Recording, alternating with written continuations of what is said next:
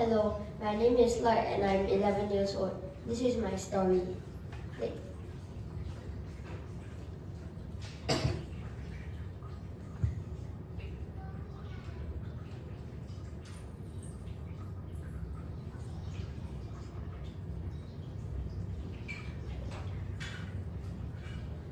This is a story about a guy named James who is rich and rude to people, and also another guy named Caseoh who is hardworking and kind.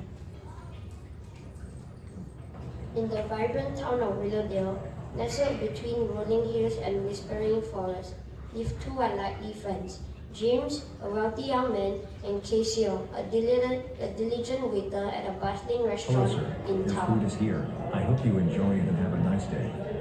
Caseoh greeted each day with a smile, pouring his heart and soul into his work. Haha, I'm so rich I have such a big mansion. Because I won a lottery ticket and I hate poor people. I feel quite hungry. Maybe I should visit that ugly looking restaurant there. I want to see how the food tastes. On the Choose other your hand, finest dish and James make it was quick. born into a life of I luxury. am coming. Good afternoon, Mr. James. Your food is here, and I hope you enjoy it. As James indulged in his scrumptious feast, he couldn't help but This notice the tastes genuine amazing. warmth I love and it. the hospitality I am glad of you the like it. restaurant staff. Bye, James. By Caseoh, I had a good time here.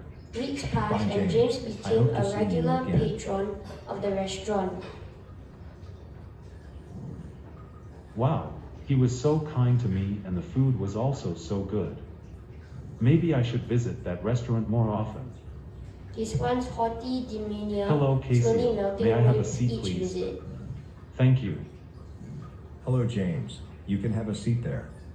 They soon became good friends and visited each Hey, other Caseoh, want to every go to week. my house sometimes? Yeah, sure.